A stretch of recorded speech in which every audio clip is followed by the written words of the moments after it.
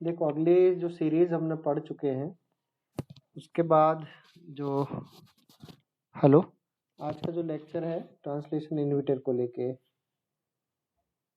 काफ़ी इम्पोर्टेंट है। ये भी ट्रांसलेशन के इन्विटर के पढ़ने से पहले थोड़ा सा हम राइबोसोम के स्ट्रक्चर के बारे में ज़रूर पढ़ेंगे कि वो कितनी सब यूनिट का बना होता है। 70 और 80 जो सब यूनिट्स होती हैं उनके जो फर्दर पार्ट डिवाइड है या सब यूनिट डिवाइड है उनके बारे में थोड़ा देख लेते हैं।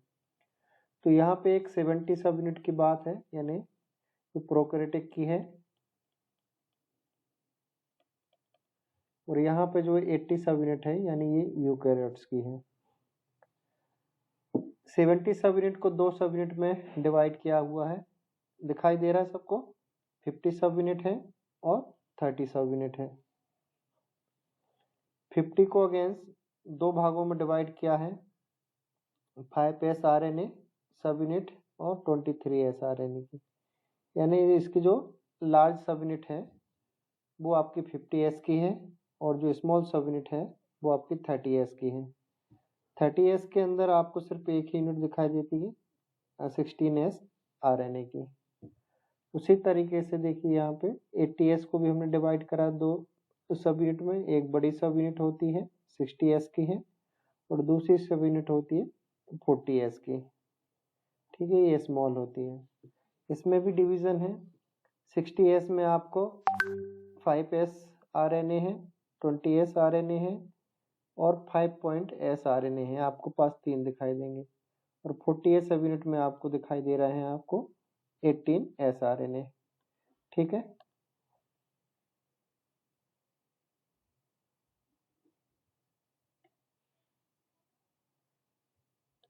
चलिए अब थोड़ा सा इसका स्ट्रक्चर हम अपनी तरफ से अपने तरीके से बना लेते हैं, तो ये थोड़ा सा आसान हो जाएगा समझने के हिसाब से, क्योंकि ऐसा याद होता नहीं है, तो थोड़ा सा अलग तरीके से हम बना लेते हैं। इसको ड्रॉ करने के लिए आप एक काम करिए,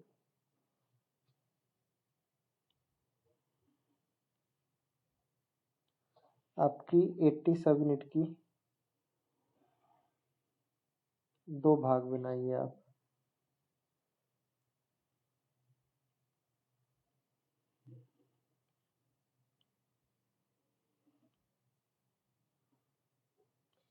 ठीक है, ये आपकी 70s टाइप का है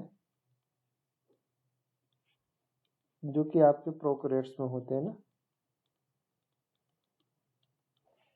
अब यहाँ पे 70s के हमने दो भागों में डिवाइड करा था, एक होता है 50 और एक होता है 30। 50 होती है आपकी लार्ज वाली और 30 होती है आपकी स्मॉल वाली, ठीक है। ये 50 हमने इसको लार्ज रखा है। हमने यहाँ पे देखा इसमें और भी सब यूनिट हैं, तो 50 वाली को फर्दर हमने डिवाइड किया आगे और 30 वाली को भी हमने यहाँ पे डिवाइड किया है, ठीक है। 50 यूनिट को आप इस तरीके से बना लीजिए तो थोड़ा आसान हो जाएगा। ये हम हाइपोथेटिकल चीजें ही कर रहे हैं, ऐसा होता नहीं स्ट्रक्चर में, समझने के उद्देश्य, ठीक है। तो ये है आपका 5s RNA, 5s RNA की एक यूनिट। उसके बाद जो आपको दिखाई दे रही बड़ी वाली, ये है आपकी 23s RNA की, यानी 50 सब यूनिट जो लार्ज सब यूनिट इसके दो सब यूनिट आपको दिखाई दी। और इसमें भी आपको जो अंदर दिखाई दे रहा है ये पूरी की पूरी आपकी 16s RNA है, इसमें कोई सब यूनिट नहीं है। इसके अंदर जो मेन सब यूनिट है वो आपकी 16s RNA की। ये बात आप सबको अच्छे समझ में आ गई। आपको ऐसा याद करोगे तो जल्दी आसानी से याद हो जाएगा।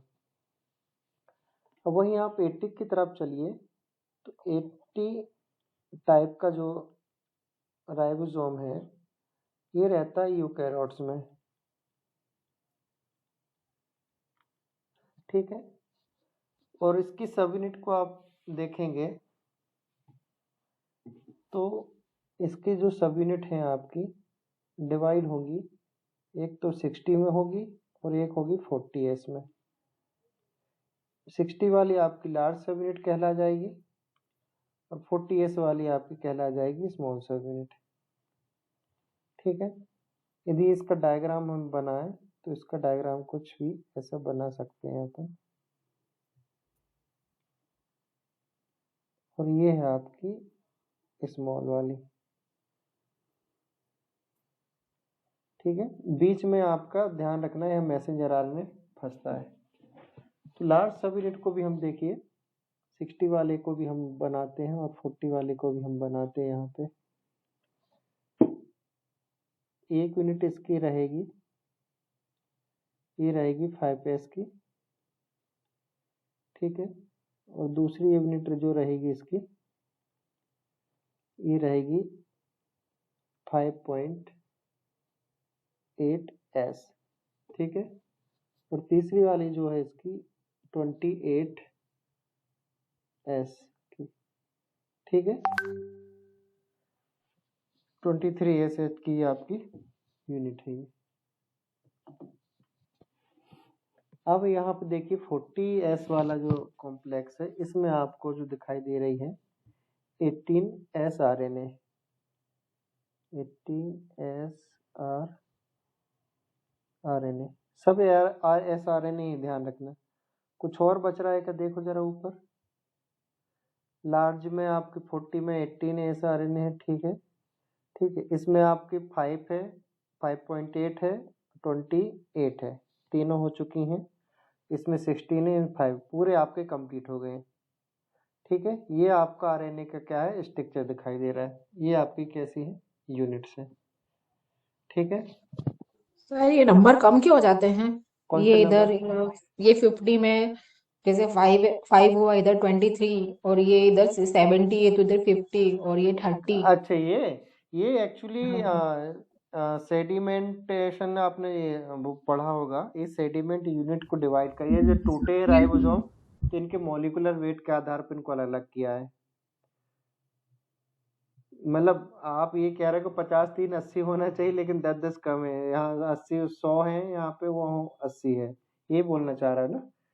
मतलब 60 + 40 100 होना हाँ। चाहिए। हाँ, ये जो यूनिट होती है ना सेडिमेंट यूनिट उनकी होती है, इनकी मॉलिक्यूलर जब ये ब्रेक होते हैं उसके आधार पे रखे हैं। एग्जैक्ट कारण तो नहीं पता है ऐसा क्यों है, लेकिन जहाँ तक मुझे पता है कि इनका जो सेडिमेंटेशन इनकी जो ब्रेक हुई यूनिट वो आपकी 50 30 में ही ब्रेक हुई है मॉलिक्यूलर वेट के आधार पे। शायद बोल रहा हूँ मैं, कंफर्म नहीं मुझे, देखेंगे कल इसका आंसर क्या है। ठीक है, आपने ये देख लिया है। अब देखिए ये तो आपके सब यूनिट का डिस्ट्रीब्यूशन हो गया है। अब उसके बाद आपके थोड़े से स्ट्रक्चर की यदि बात करें तो एक स्ट्रक्चर यहाँ पे बना है, इसमें साइट भी होती है। देखिए यहाँ पे साइट्स बनी हुई है। ठीक है, दिखाई दे रहा है सबको? हेलो, हाँ सर। दिख रहा है ना? ठीक, इसको अपन को लगेगा बार बार ये Ctrl+C और Ctrl+V। ठीक है,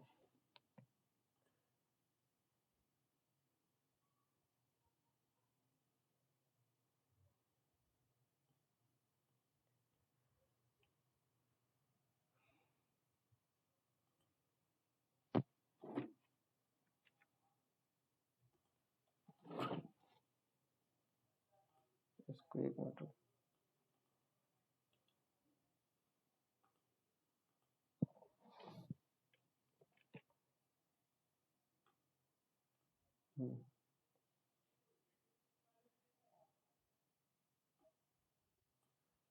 देखिए अब आपको यहाँ पे कुछ चीजें दिखाई दे रही। अब मैं आपको बात कर रहा हूँ इन्वर्टर की तरफ लेके चलता हूँ। इन्वर्टर में पहले तो आप साइट को समझिए। ये आपकी लार्ज सब यूनिट है और ये आपकी स्मॉल सब यूनिट, चाहे यूकेरियोट्स के राइबोसोम हो चाहे प्रोकैरियोट, दोनों में आपको साइट्स दिखाई देती हैं। यूकेरियोट्स में क्या होती है, एग्जिट साइट नहीं होती। यहाँ आप चाह कर नोट करके लिख लीजिए, यूकेरियोट्स होते हैं उनमें जो ई है, ई मतलब एग्जिट ना, एग्जिट साइड जो होती है एब्सेंट होती है। ठीक है, तो आप जनरली लेके चलना ऐसे, तो चीज़ें समझ में आएंगी। अब देखिए, आपने कुछ इनहिबिटर्स हैं, कहाँ कहाँ कैसे बाइंड होते हैं उसके बारे में हम बात कर रहे हैं।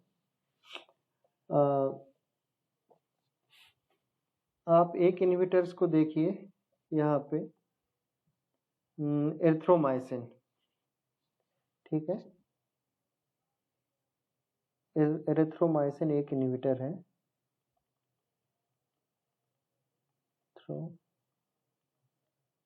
एरिथ्रोमाइसिन, ठीक है, एंटीबायोटिक होती है। प्रोकैट में जब हम बैक्टीरिया को वो करने के लिए बीमारी हो जाती है ना, तब हम देते हैं इनको एरिथ्रोमाइसिन वगैरह, ठीक है। तो एरिथ्रोमाइसिन जो होती है, देखिए आपके पास जो एग्जिट साइट दिखाई दे रही है, एरिथ्रोमाइसिन जो वो क्या करती है, एग्जिट साइट पे आके क्या होती है, बाइंड होती है, ठीक है। और ये जो बात कर रहे हैं हम प्रोकैट्स की ना, किसमें, ये प्रोकैरियोट्स में, समझ में आया? प्रोकैरियोट्स के एरिथ्रोमाइसिन की बात कर रहे हैं, तो आप सीधा ही आपको क्या करना है, इसमें बाइंड कराना है। कहाँ पे बाइंड कराना है, यहाँ पे,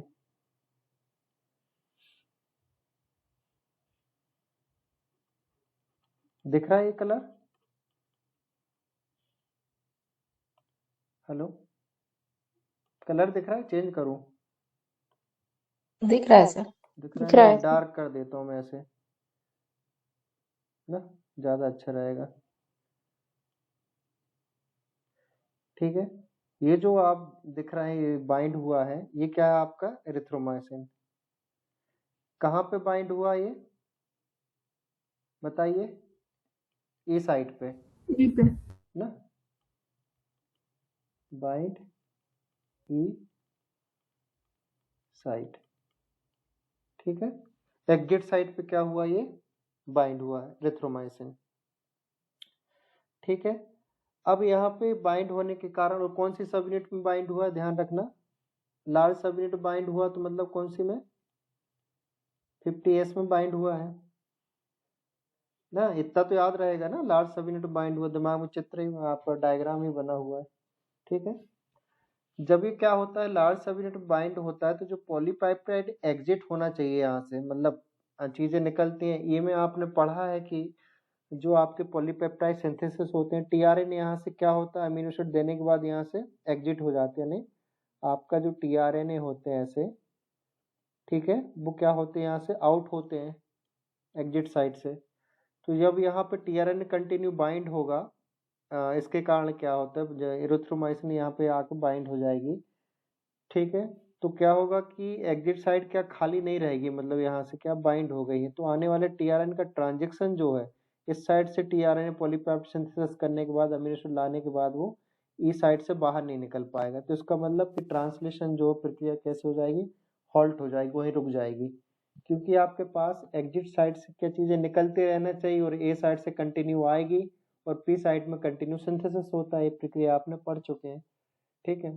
तो प्रक्रियाओं पे ज्यादा ध्यान नहीं रखना, सीधा आपको याद रखना है कि एरिथ्रोमाइसिन सीधा आपके लार्ज सबयूनिट की ई साइट पे बाइंड होता है, और जिसके कारण क्या होता है, जो ट्रांसलेशन की प्रक्रिया जो है वो क्या हो जाती है, रुक जाती है, पहली बात है। उसके बाद देखिए, आपके पास कुछ और चीजें भी दिखाई दे रही हैं, आपके पास ए साइट दिखाई दे रही है, ठीक है। ए साइट जो है, ए साइट पे एक इनहिबिटर और आके बाइंड होता है, ठीक है। ये इनहिबिटर जो है आपका यहाँ पे आके बाइंड हो जाता है ए साइट पे, ये नहीं दिख रहा कलर,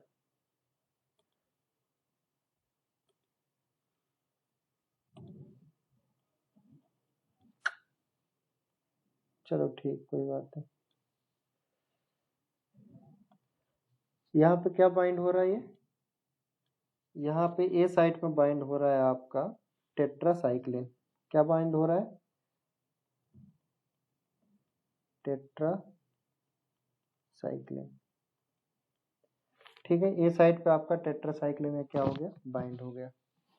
टेट्रासाइक्लिन क्या करता है, देखिए, आपको ये चीज आपने पढ़ चुकी है कि ए साइट जो होती है एंट्री पॉइंट होती है, आपको मालूम है। ए साइट में क्या होते हैं आपके पास, यदि ये सी सी जी फॉर एग्जांपल, और ये आपके पास टीआरएनए यदि आपका रहता है, ठीक है, ये टीआरएनए कोई अमीनो एसिड लेके आ रहा है, ये अमीनो एसिड टीआरएनए कहाँ बाइंड कराएगा, आपको मालूम है कि ए साइट में आके क्या करेगा, बाइंड करेगा ये, ठीक है। सबसे पहले एंट्री पॉइंट कहाँ होती है इसकी, ए साइट होती है ना। यहाँ इस मैसेंजर आरएनए में क्या होते हैं, सीक्वेंस होते हैं, ठीक है। इन मैसेंजर आरएनए में क्या होते हैं, आपके सीक्वेंस होते हैं। तो इस साइट में आके टीआरएनए को क्या करना था, बाइंड करना था। लेकिन अब आपके पास क्या बाइंड हो गई, यहाँ पे टेट्रासाइक्लिन आके पहले से क्या हुई, आके जुड़ गई है। अब ये जो आपके पास जो टीआरएनए दिख रहा है अमीनो एसिड को लेके आ रहा है, इसको हम इसकी भाषा में क्या बोलते हैं, आपने पढ़ा है अमीनोसाइल टीआरएनए कहते हैं इसको हम। अमीनो एसिड को रखने वाला, लेके आने वाला अमीनो एसाइल टीआरएनए, इस यही बोलते हैं हम, एक्टिवेटेड फॉर्म जो होता है टीआरएनए का। अब ये जो इसकी एंट्री थी अमीनोसाइल टीआरएनए की ए साइट में, इस एंट्री को क्या कर दी, इसने ब्लॉक कर दिया, मतलब ये एंट्री नहीं कर पाएगा अब ना, ये एंट्री क्या कर नहीं कर पाएगा, अमीनोसाइल टीआरएनए क्या करेगा, एंट्री नहीं कर पाएगा because of tetracycline bind to the A site, ठीक है। तो क्या करा है इसने, when tetracycline bind to a site of, कौन सी सब यूनिट में ध्यान रखना,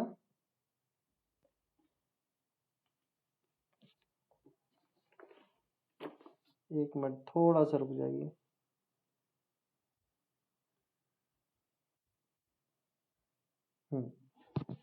ये इसको थोड़ा सा आप एक काम करिए और नीचे बनाइए इसको,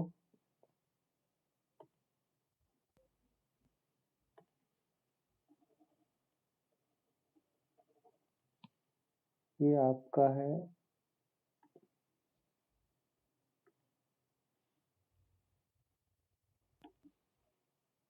यहाँ पे, ठीक है। पूरी की पूरी ये साइट ध्यान रखना है,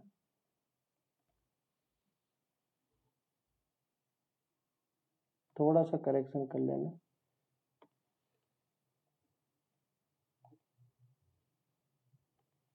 तो टेट्रासाइक्लिन जो है आपकी किस यूनिट में आके बाइंड हो रही, ए साइट में आ रही, लेकिन किस में, स्मॉल सब यूनिट में बाइंड हो रही, ठीक है। टेट्रासाइक्लिन आपकी स्मॉल सब यूनिट में क्या हो रही है, आके बाइंड हो रही है, ठीक है। तो bind to A site of small subunit ना, of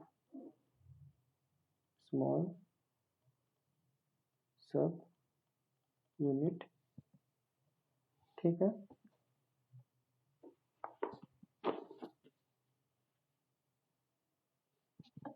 Therefore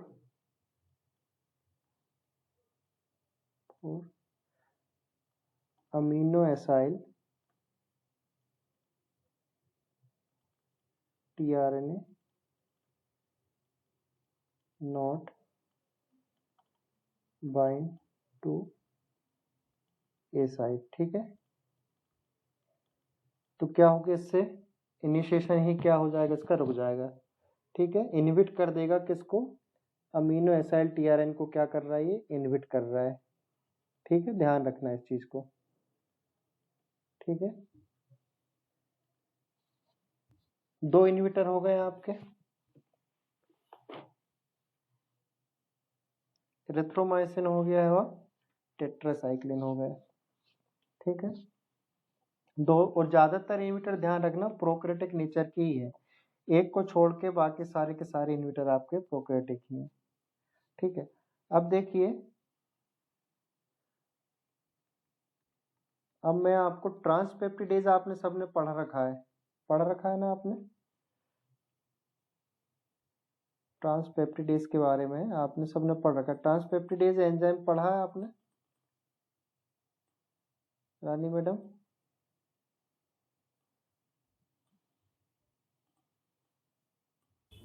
sir peptidyl transferase activity हाँ पेप्टाइडल, हाँ बिल्कुल, पेप्टाइड ट्रांसफर मतलब पेप्टाइड बॉन्ड के फॉर्मेशन में मदद करता है, हाँ फॉर्मेशन करता है ना। हाँ अब वहां से क्वेश्चन बहुत बनते हैं, थोड़ा सा इसको देख लेते हैं अपन ना।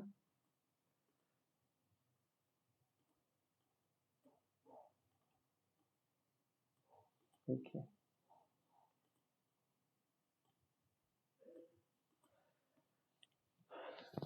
चलिए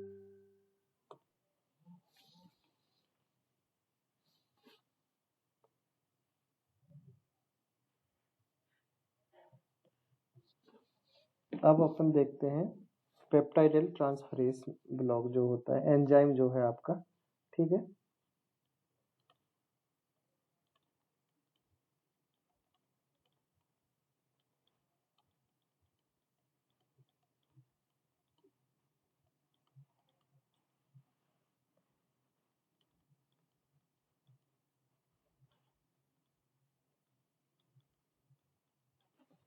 ठीक है, कौन कौन से ब्लॉकेज?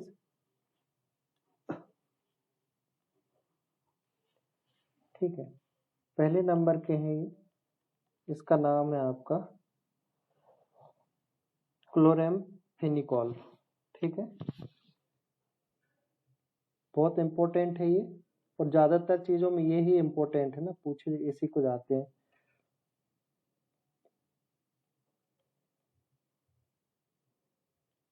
क्लोरेम्फेनिकॉल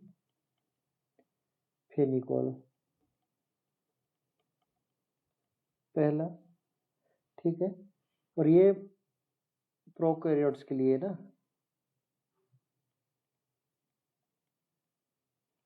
ठीक है। दूसरा है आपका साइक्लोहेक्सामाइड,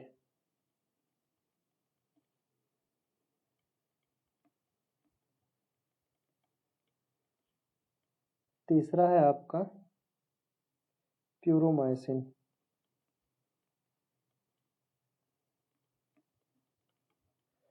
प्यूरोमाइसिन साइक्लोहेक्सामाइड, ठीक है। ये वाला आपका है यूकेरियोट्स के लिए, और ये है आपके दोनों के लिए, ठीक है। तीन बातें आपको याद रखनी।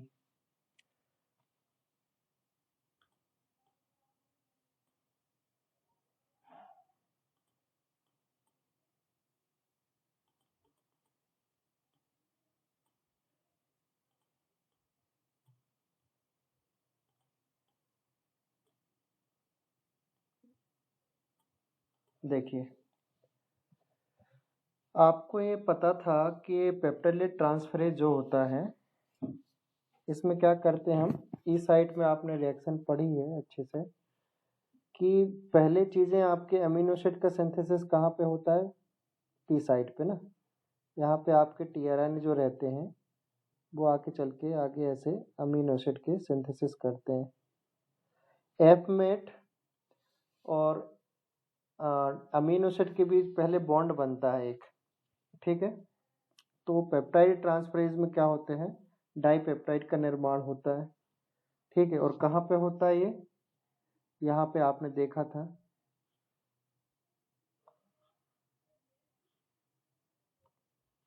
यहाँ पे आपने देखा था कि आपके पास बॉन्ड का निर्माण हो रहा था इस साइड, ए साइड पे, ठीक है।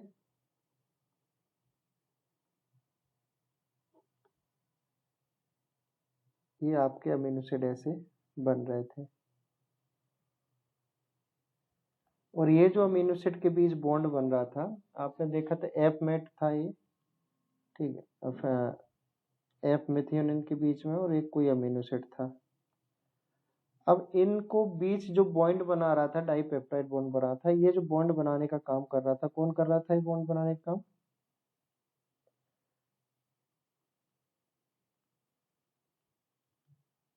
पेप्टाइडल ट्रांसफरेज ट्रांसफरेज, डाइपेप्टाइड ना, डाइपेप्टाइड बॉन्ड बना, और एक कहाँ पे बन रहा था, आपके ए साइड पे, ठीक है। ए साइड पे ये क्या होता है, बनता है, ध्यान रखना। अब इसके केस में आगे क्या हुआ था, आपको पता है कि ये लार्ज सब यूनिट है। लार्ज सब यूनिट मतलब यदि प्रोकैरियोटिक यदि है लार्ज सब यूनिट का तो 50s रहेगी ये लार्ज सब यूनिट में। और 50s यूनिट की एक यूनिट और थी जिसका नाम आपको पता था, कौन सी रहती है 50 यूनिट की सब यूनिट? 23s, यही होती है। ऊपर अभी हमने देखा,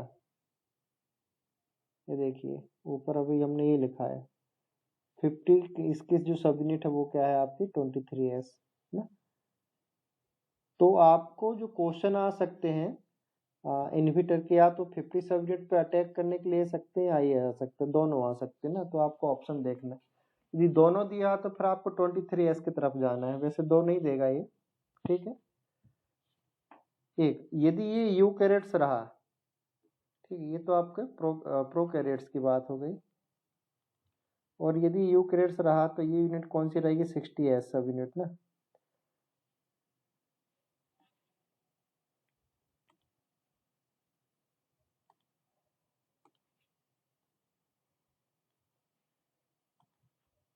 $60s, और 60s में क्या अंदर कौन सी रहती 20s RRNA। ये आपकी यूकैरियोट्स की, ये दो बातें आपको समझ में आ रही। अब आपके पास जो एंजाइम काम कर रहा था इन दोनों के बीच में, इसका नाम था आपका पेप्टाइड ट्रांसफरेज, ठीक है। जो क्या बन रहा था, पेप्टाइड बॉन्ड का निर्माण करता है। क्या करता है ये, पेप्टाइड बॉन्ड का फॉर्मेशन करता है। अब इसको जो ब्लॉक करने वाला है, ब्लॉकेज का जो सिंबल है ध्यान रखना, इसको जो ब्लॉक कर रहा है, ब्लॉकेज ये सिंबल है ना इनहिबिट करने का, आपने पढ़ा होगा। इसको जो ब्लॉक करता है पेप्टाइड ट्रांसफरेज को,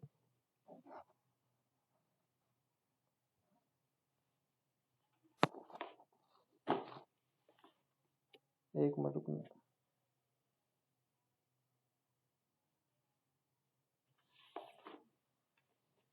ठीक है।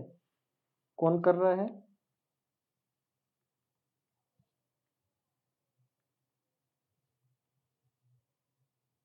कुलेरा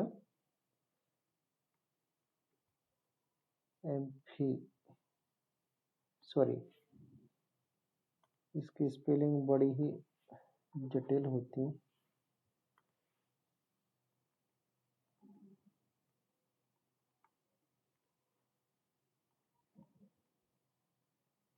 निकोल, कुलर एम्फिनिकोल है, ठीक है। और दूसरा क्या है, साइक्लोहेक्सामाइड, साइक्लोहेक्सामाइड। ये दोनों के दोनों, एक आपका हमने लिखा दिया ऊपर प्रोकैरियोट्स के लिए काम करेगा और दूसरा क्या करेगा, सेम काम करेगा यूकैरियोट्स में काम करेगा, ठीक है। पेप्टाइड ट्रांसफरेज की एक्टिविटी को रोकता है। और ध्यान रखना ये जो वाली क्वेश्चन है आपका, पेप्टाइड ट्रांसफरेज एक्टिविटी में 50 सब यूनिट को टारगेट करता है, ये भी आपको पता है, बड़ी सब यूनिट का काम हो रहा है। लेकिन कई बार क्वेश्चन आपको 23 सब यूनिट को लेके भी आ सकता है। तो ये सब कहाँ टारगेट कर रहे हैं, 50 सब यूनिट में, ठीक है, और या तो 23 सब यूनिट को टारगेट कर रहे हैं, ठीक है। और किस एंजाइम में टारगेट कर रहे हैं आप ध्यान रखना, पेप्टाइड ट्रांसफरेज को। यहाँ कंफ्यूजन तो नहीं, सबको क्लियर है ना ये चीज। 50 सब यूनिट की 23s RNA के बीच जो रिएक्शन हो रही है, उसको जो एंजाइम काम कर रहा है उसमें उसको ये क्या कर रहे हैं, टारगेट कर रहे हैं, ठीक है। तो अभी एपी के एग्जाम में ये क्वेश्चन आया है, एपी 2024 के एग्जाम में एक क्वेश्चन आ चुका है ये वाला। अब आपको ये भी दे सकता है, ये भी दे सकता है, ठीक है। ज्यादातर आपके क्वेश्चन पेप्टाइड ट्रांसफरेज को लेके आएंगे, तो आपके जो बहुत ज्यादा कॉमन एग्जाम ही ये वाला प्रोकैरियोटिक वाला है, और सीधा पूछेगा इसके साथ। बहुत ज्यादा टारगेट क्वेश्चन है। साइक्लोहेक्सामाइड पूछ ले तो ध्यान रखना ये यूकैरियोटिक का आपने लिखा ही दिया, तो जाहिर सी बात है वो या तो 68 को टारगेट करेगा या 20s को टारगेट करेगा। आगे समझ में ये बात, हेलो जी सर। जी आ सर। गया है ना, ठीक है। अब इसके बाद एक इन्हिबिटर और है, हमने लिखा है प्यूरामाइसिन का ना। प्यूरामाइसिन क्या करता है, अब देखिए, अब आपने इसके बारे में पढ़ा रखा टीआरएनए, जो अनकमिंग टीआरएनए होते हैं, ठीक है। यदि आपका कोई टीआरएनए आ रहा है, ठीक है, और ये जो टीआरएनए है कहाँ बाइंड कर रहा है, इसकी बाइंडिंग साइट ए होती है ना, शुरुआत यहीं से होती है हाँ सर। ना, ये अमीनो एसिड को लेके आता है, ठीक है। अब प्यूरामाइसिन की बात करें तो जो प्यूरामाइसिन होता है,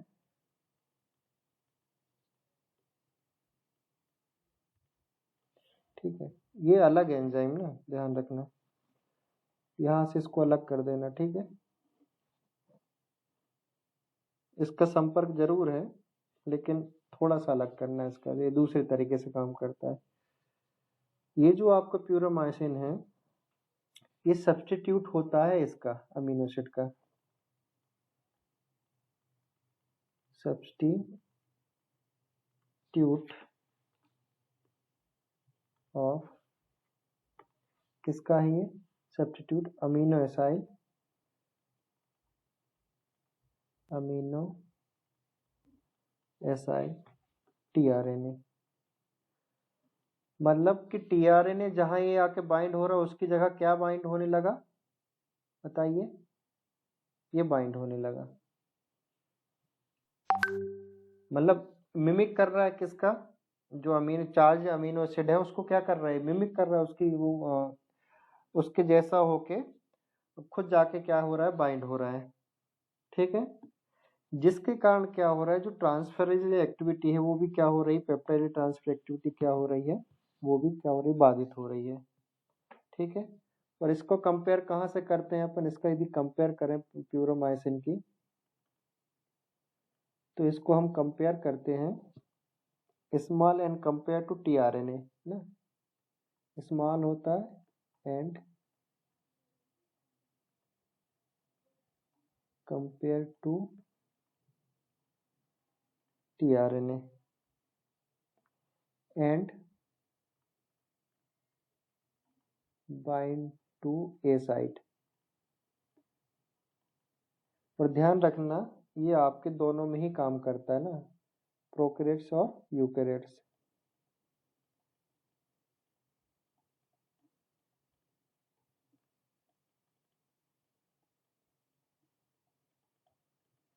समझ में आया क्या बोलना चाह रहा हूं मैं? सर बताइए, एक बार नहीं आया। नहीं आया? टीआरएनए समझते हो आप, ये टीआरएनए जो होता है वो कहाँ बाइंड होता है, ए साइट में आके बाइंड होता है, ठीक है। टीआरएनए जो होता है वो ए साइट में आके बाइंड होता है। सिंथेसिस के दौरान में सबसे पहले देखिए आपके पास 3 साइटें होती हैं, ए होती है, पी होती है और ई होती है। जब भी कोई अमीनो एसिड इन साइट में आके, ये आपके मैसेंजर आरएनए की वो होती है, जैसे ये है ना, मैसेंजर आरएनए की आपकी वो होती है, इनकोडेड होती है, न्यूक्लियोटाइड का सीक्वेंस रहता है। अब यहाँ पे जो नया अमीनो एसिड आएगा वो कहाँ पे बाइंड होता था ना, कोई भी इसके एंटीकोडॉन रहते थे, जो भी इसका सीक्वेंस रहता था, जैसे आप मान चलो ACC है, वो यहाँ आके ए साइट में आके क्या होता है, अमीनो एसिड को जोड़ता था ना, कोई भी अमीनो एसिड आके यहाँ पे आके बाइंड होते थे। अब अमीनो एसिड के बाद फिर इसको कहाँ खिसका दिया जाता था, इसको पी साइट में ढकेल दिया जाता था। पी साइट में क्या होते थे, अमीनो एसिड जाने के बाद यहाँ पे अमीनो एसिड के सीक्वेंस ऐसे ऐड होते जाते हैं। ये ग्रोइंग साइट होती है, पॉलीपेप्टाइड की सिंथेसिस साइट होती है। तो जो भी अमीनो एसिड आएगा वो यहाँ पे ऊपर क्या कर दिया जाएगा, इसको सॉरी नीचे साइड क्या कर दिया जाएगा, तुरंत इसको ऐड करते दिए जाएंगे, तो ऊपर चेन बढ़ती रहती है। अब हमने कहा कि जो टीआरएनए आपके पास ए साइट में आकर बाइंड हो रहा है, ये टीआरएनए, अब ये टीआरएनए की जगह मान चलो क्या आ जाए, प्यूरामाइसिन आ जाए, चलो यहीं लिख देते हैं हम इसको प्यूरामाइसिन, इसकी जगह क्या आ जाए, प्यूरामाइसिन, क्योंकि टीआरएनए जैसे ही काम कर रहा है वो आके यहाँ बाइंड हो जाए। जब बताइए, जब यहाँ आके ये बाइंड हो जाएगा, जो कि जिसका स्ट्रक्चर टीआरएनए जैसा है, तो जो नए अमीनो एसिड आएंगे वो बाइंड हो पाएंगे क्या? नहीं हो पाएंगे। तो जब नए अमीनो एसिड आके बाइंड नहीं हो पाएंगे तो पॉलीपेप्टाइड की जो सिंथेसिस है वो तो रुक जाएगी। तो वही काम ये कर रहा है प्यूरामाइसिन, और ये प्रोकैरियोटिक और यूकेरियोटिक दोनों में ही ये काम करता है। समझ में आ गया हाँ ना? तो ये आपके बहुत इम्पोर्टेंट वो हो गए है ना। अब इसके बाद आपने ट्रांसलेशन में कुछ चीज़ें और पढ़ी हैं, देखिए हम उसको थोड़ा सा रिकॉल करते हैं, और ये डायग्राम आपने पढ़ चुके हैं तो रिकॉल करना आसान होगा ना। सीधे सीधे क्वेश्चन आते, नाम ही पूछ ले कौन से साइट में बाइंड होते क्या होते हैं, ट्रांसफरेज उसको पेप्टाइड ट्रांसफरेज को कौन ब्लॉक करता है, सीधा सीधा क्वेश्चन आते हैं। इतना लोड लेने की जरूरत नहीं, बहुत आसानी से बन जाएंगे। ठीक है, ये आपकी एक रिएक्शन दिखाई दे रही है। इस रिएक्शन में देखिए, रिएक्शन आप पढ़ चुके हैं सारी चीजें। ठीक है, यहाँ पे EF-TU का रीजनरेशन होता है, ये देखिए यहाँ पे। ठीक है, एक एलोगनेशन की प्रक्रिया में आपके EF-TU GTP के साथ आती थी, आपने पढ़ा है ये चीजें ना। ठीक है, EF-TU GTP के साथ आती थी चार्ज tRNA के साथ। ठीक है, ये देखिए ये चार्ज tRNA के साथ आती थी और बाइंड होती थी। उसके बाद EF-TU जो होती थी आगे चल के यहाँ से बाहर ही निकल जाती थी। GTP हाइड्रोलाइज होती थी GTP के फॉर्म में, और EF-TU जो होती थी वापस से रीजनरेट करके नए अमीनो एसिड के जो tRNA के साथ आ रहे हैं, यानी चार्ज tRNA जो आ रहा है वापस किसके साथ फिर क्या करती थी, ऐड होती थी। ये आपने पढ़ रखा है, ये इसका रीजनरेशन की प्रक्रिया है। अब कुछ कुछ इनहिबिटर ऐसे भी होते हैं जो क्या करते हैं, सीधे EF-TU को ही टारगेट कर देते हैं। किसको टारगेट करेंगे? EF-TU को। जैसे इसको टारगेट करने के लिए आप देखिए एक इनहिबिटर है, इसका नाम है, इसको टारगेट कर रहा है, दो इनहिबिटर एक नहीं। ठीक है, इनके लिख लीजिए नाम, कैरोमाइसिन। एक कैरोमाइसिन और एक डिप्थीरिया टॉक्सिन भी है।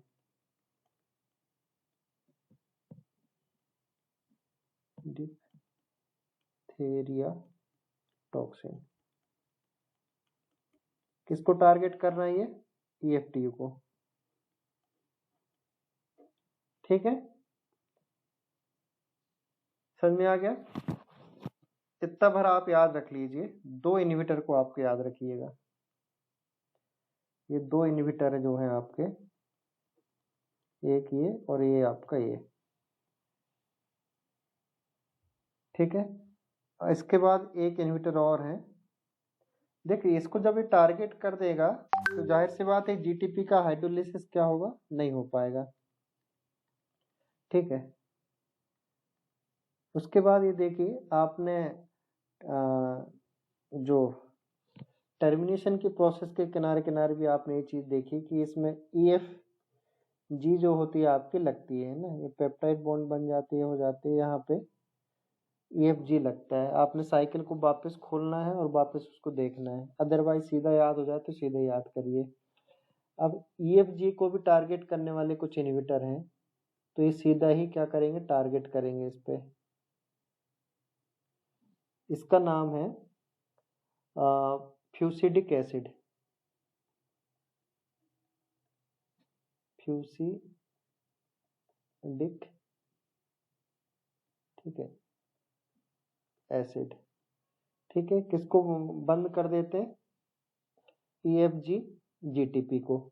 ठीक है, जब इसको क्या कर देंगे, बंद कर देंगे, तो ये जो रिलीज पॉइंट है, मतलब यहाँ से ये रिलीज होके जा रहा है, यानी GTP जो रिलीज हो रहा है ये रिलीज ही नहीं होगा।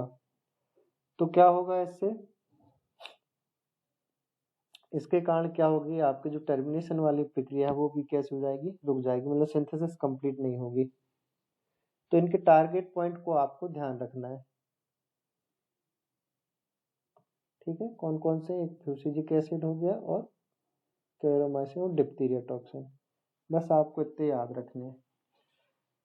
ट्रांसलेशन में इतने से ज्यादा, इससे ज्यादा आपका नहीं पूछा जाएगा, पर्याप्त है ये। ठीक है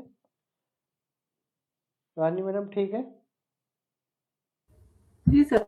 बन जाएंगे ना, क्वेश्चन निकाल लोगे, यही पूछेंगे फ्यूसिडिक कहाँ काम कर रहा है, EFG पूछेंगे, EF-TU पूछेंगे, EF-TU के साथ कौन काम कर रहा है, क्या केरोमाइसिन और डिप्थीरिया टॉक्सिन, बस इतना ही पूछेंगे।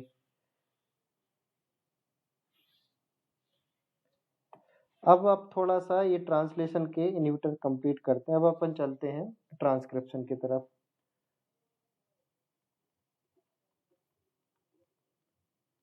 हमने सारे इनहिबिटर इसलिए छोड़ रखे थे। ट्रांसलेशन के तो फिर भी मैंने आपको बता दिया था, लेकिन वो सीधा सीधा लिखा हुआ था तो आपको समझ में नहीं आया होगा, इसलिए मैंने थोड़ा सा आपको डायग्राम बना के ही बताया। ठीक है, ट्रांसक्रिप्शन के इनहिबिटर भी कुछ 2-3 इनहिबिटर हैं जो बहुत ज़्यादा इंपॉर्टेंट हैं। देखिए, पहले देखते हैं प्रोकैरियोट्स में जो पाए जाते हैं। ठीक है, प्रोकैरियोट्स में पाया जाना पहला इनहिबिटर है इसका नाम है रिफाम्पसिन।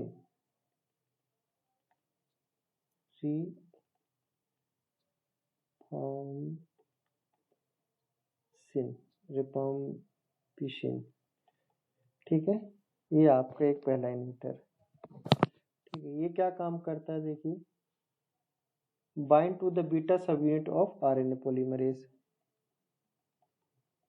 Bind to beta subunit of RNA polymerase. Structure सबने पढ़ा है इसका ना, नहीं तो थोड़ा सा देख लेते हैं। ये आपका डीएनए था। अब इस डीएनए में देखिए आपके पास अल्फा 1, अल्फा 2, ठीक है, ये आपकी सबयूनिट होती थी।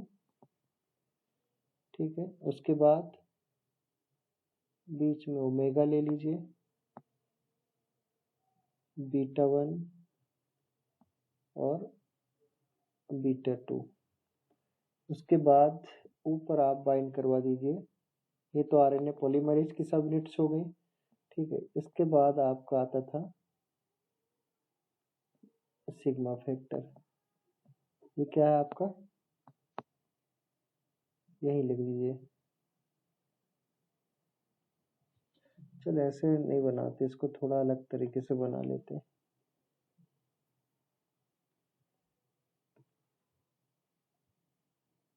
ऐसे बना लेते, ये आपकी सिग्मा। ठीक है, सिग्मा आके बाइंड होता था, ये आपको मालूम है। अब इसमें देखिए, इसमें क्या होती थी, एक इनहिबिटर आता है और इसके साथ ये बाइंड हो जाता है। किसके साथ बाइंड हो रहा है ये बताइए, किसके साथ बाइंड हो रहा है ये, बीटा सबयूनिट के साथ। ऊपर लिखा है ये रेफामाइसिन जो है किसके साथ बाइंड होता है, ये क्या है, रेफाम्पिसिन। किसमें सबयूनिट बाइंड होता है, आरएनए पॉलीमरेज की बीटा सबयूनिट जो होती है उसके साथ क्या होते हैं, ये बाइंड होते हैं।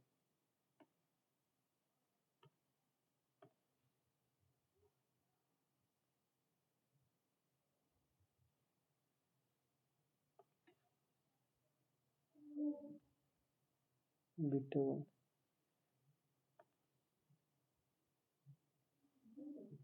1 सिग्मा। ठीक है,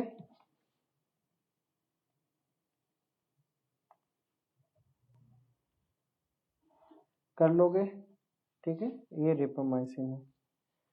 इसके बाद देखिए, एक यूकैरियोट्स की इंपॉर्टेंट वो है, इसका नाम है अल्फा एमेनिटिन। अल्फा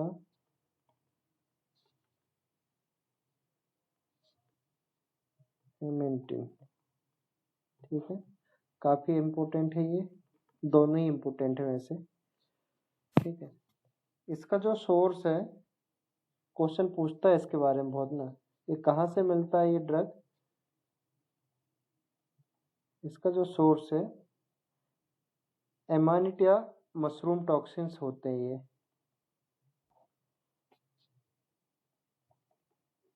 नीटा एक मशरूम है, उसका टॉक्सिन्स है।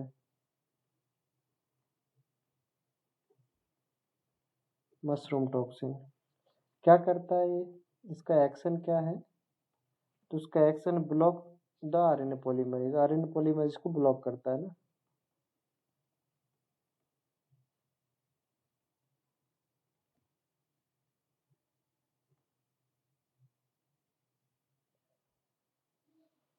आरएनए पॉलीमरेज को क्या करता है? ब्लॉक करता है। अब आरएनए पॉलीमरेज भी आपके क्या होते हैं? 3 टाइप के होते हैं, उनको देख लीजिए। आरएनए पॉलीमरेज आपके 3 टाइप के होते हैं, जैसे पॉल फर्स्ट, सेकेंड और थर्ड, ये 3 टाइप के होते हैं। ध्यान रखना, अल्फा एमिनो जो होता है ये क्या होते हैं? इनके लिए सेंसिटिव होते हैं। जैसे यदि बात सेकेंड पॉलीमरेज की बात करें तो ये हाई सेंसिटिव होगा, हाई सेंसिटिव। ये क्वेश्चन पूछा जाता है सीक्वेंस ना। उसके बाद ये थोड़ा लेस सेंसिटिव होता है और ये वेरी लेस सेंसिटिव है।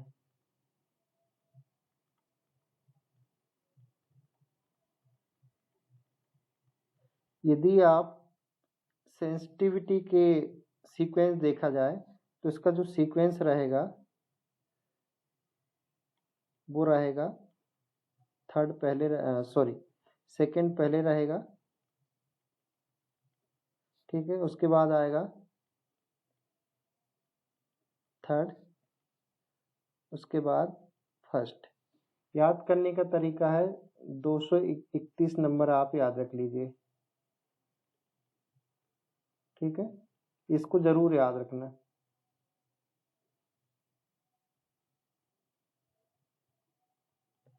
याद करने के लिए क्या है आपके 231 नंबर याद रख लीजिए। मतलब सेकंड सबसे ज़्यादा कैसा हाई सेंसिटिव रहेगा, मतलब सबसे ज़्यादा इम्पैक्ट दिखाई देता है इसमें। फिर उसके बाद आपको थर्ड में दिखाई देता है, फिर आपको सबसे कम दिखाई देगा इसका इम्पैक्ट, वो है आरएनए पॉलीमरेज फर्स्ट। ये क्वेश्चन पूछा जा चुका है ना, तो इसलिए इसका सीक्वेंस बहुत इंपॉर्टेंट ना। आपको ऐसे 3 को यहाँ कर देंगे, 2 को बीच में, फिर फर्स्ट पे या फर्स्ट को ऐसे कर देंगे, ऐसे सीक्वेंस आपको बना के दे सकते हैं, ठीक है। तो ये बहुत ज़्यादा इम्पोर्टेंट है अल्फा एमाइनेटिन वाला। उसके बाद हाँ सर, ये क्वेश्चन कहीं देखा है, आया है ये नहीं, क्वेश्चन। बिल्कुल आया होगा और आप पढ़ेंगे तो आपको और भी मिलेगा आगे अभी, ठीक है। एक इनहिबिटर और है, क्वेश्चन लगाते जाइए तो आपको सारे क्वेश्चन ये जितने करा रहे हैं सब के सब देखने को मिलेंगे आपको, ठीक है। एक है आपका एक्टिनोमाइसिन डी, ये भी आपको देखने को मिला होगा।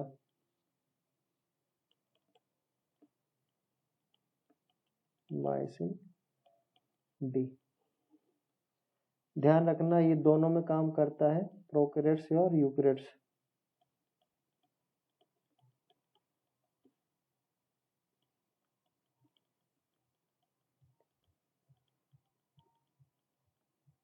ठीक है, ये भी जो है डीएनए बाइंडिंग में पार्टिसिपेट करके ब्लॉक करता है चीजों को, ध्यान रखना। इसके बारे में कुछ ज्यादा चीजें हैं नहीं, बस इसको ऐसे याद रख लिए, bind to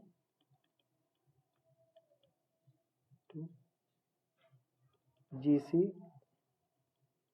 rich region of DNA, या उसमें इंटरेक्ट करता है उस वाले भाग से जहाँ से जीसी रिच होगा वहाँ पे ये इंटरेक्ट करेगा। अब डीएनए में जब यहाँ इंटरेक्ट करेगा तो जाहिर सी बात है कि आरएनए पॉलीमरेज को क्या कर देगा? ये ब्लॉक कर देगा। जैसे देखिए मान चलो यहाँ आपका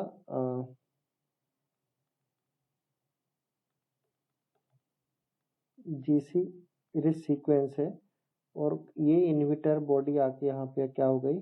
इंटरेक्ट कर गई, ठीक है। एक्टिनोमाइसिन डी,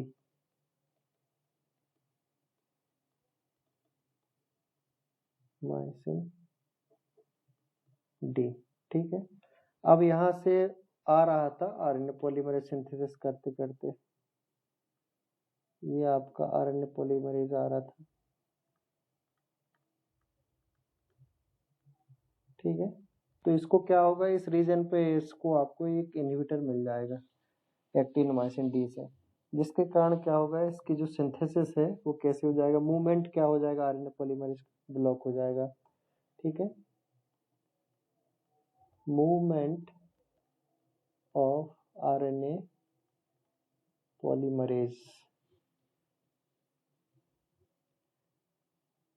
पॉलीमरेज कैसे हो जाएगा, ब्लॉक। ठीक है, समझ में आ गया सभी को ये? निधि मैडम आ गया है, रजनी मैडम आ गया आपको, आगे बढ़े अपन अब, हाँ सर। पूरा आ गया ना, अब कंफ्यूजन तो नहीं यहाँ पे, बस सीधी सीधी सी चीजें हैं, इनको आपको रिवाइज करना है, क्वेश्चन लगा कम से कम आपके 2-3 बार क्वेश्चन, ऐसे 4 बार क्वेश्चन इनहिबिटर से लग जाने चाहिए। एग्जाम तक आपकी ऐसी स्थिति आ जाएगी कि आप आंख बंद करके ही एक्टिनोमाइसिन डी कहाँ दिखा है, प्यूरोमाइसिन कहाँ दिख गया है, रेफामाइसिन कहाँ है, वो आपको तुरंत ही पकड़ लोगे आप। ठीक है, अब ध्यान रखना, एक जगह चीजें आप कंफ्यूज हो सकते हैं, उसको मैं आपको बता देता हूँ, थोड़ा 1 सेकंड रुकिए थोड़ा सा।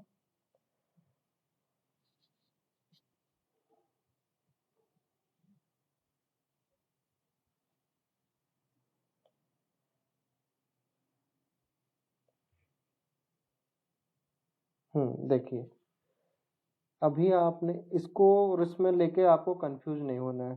ठीक है, ये रेपामाइसिन लिखा है, यहाँ पे स्पेलिंग ध्यान से रखिए, रेफामाइसिन लिखा है यहाँ पे। ठीक है, सेम का सेम केस और आता है, नोट करके लिखिए, यहाँ पे नोट कर लीजिए, एक नाम और है, इसको साथ ही में देंगे, ये रेपा, इसको ठीक कर देता हूँ मैं,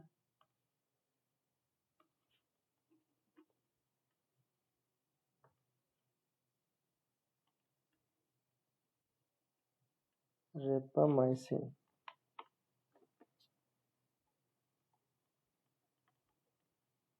ठीक है, ये जो है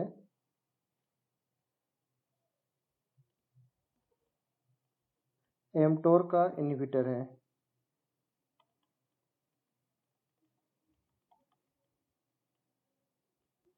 ठीक है, किसका इनहिबिटर है, एमटोर का। इन दोनों को लेके कंफ्यूज नहीं होना, रेफामाइसिन और रेपामाइसिन। ठीक है, ये एमटोर का इनहिबिटर है, ये भी पूछा जा सकता, हो सकता है कहीं आपसे ये पूछ लें तो गलती से बीटा सबयूनिट के चक्कर में इसको मत लगा देना और उसका इसमें मत लगा देना। ये आपको हम पहले ही बता दिए कि कंफ्यूजन की स्थिति बनती है, जब भी इनको पढ़ो तो इन दोनों के बीच का अंतर आपको ध्यान रखना। ठीक है, ये एमटोर यानी माइक्रोट्यूब्यूल को टारगेट करने के लिए इस ड्रग का इम्यूनोलॉजी पढ़ेंगे, तब हम देखेंगे वहाँ पे इसको पढ़ते हैं। तो ये आपको हमने यहाँ बता दिए। सामान्यतः क्वेश्चन पूछा जाएगा तो इन दोनों को साथ में रखने की संभावना बहुत ज़्यादा रहेगी। ठीक है, कंफ्यूज करने के लिए ये चीज़ें पूछी जाती हैं। ठीक है, अब थोड़ा सा बात हम करते हैं डीएनए रेप्लिकेशन के अंदर कोई कुछ और इनहिबिटर, यदि वैसे डीएनए रेप्लिकेशन के इनहिबिटर बहुत ज़्यादा पूछे नहीं जाते, ज़्यादातर टारगेट रहते हैं ट्रांसक्रिप्शन के और ट्रांसलेशन के। इसके बाद माइक्रोट्यूब्यूल्स के कुछ इनहिबिटर पूछे जाते हैं। ठीक है, तो थोड़ा से हम लिख लेते हैं। ठीक है, रेप्लिकेशन के देख लेते हैं।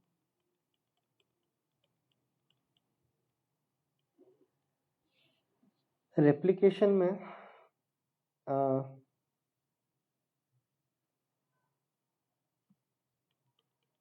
पहला है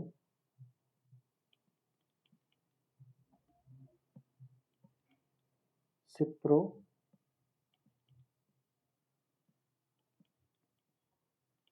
फ्लैगजेसिन।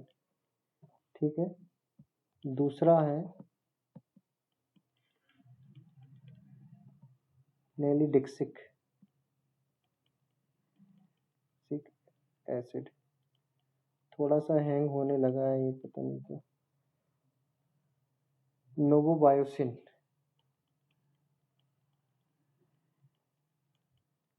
आप लोगों को जो कर्सर है वो डिले दिख रहा है कि सही चलते दिख रहा है?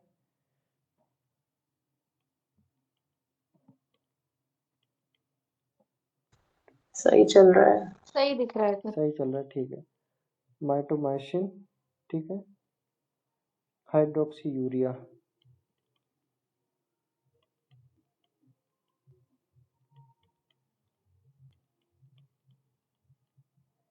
ठीक है।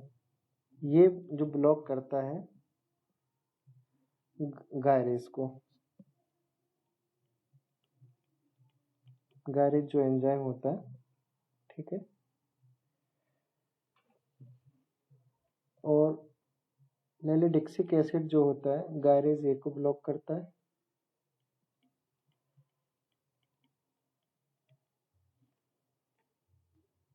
गायरेज बी,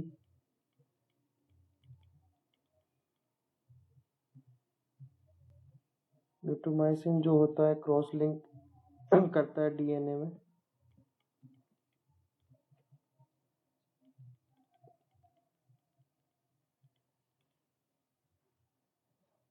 ठीक है। और ये जो करता है राइबोन्यूक्लियोटाइड रिडक्टेज को।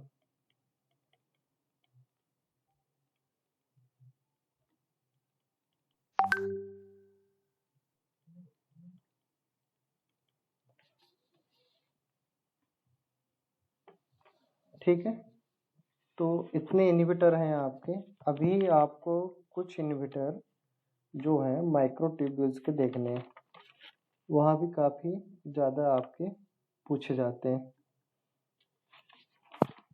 तो उसको हम फॉर्मूला के साथ बताएंगे, वहाँ भी आपके इम्पोर्टेंट हैं माइक्रोट्यूब्यूल्स के। तो ये हम आपको सुबह बताएंगे, चल जाएगा? सुबह ले सकते हैं क्या अपन क्लास 11 बजे तक, 12 तक?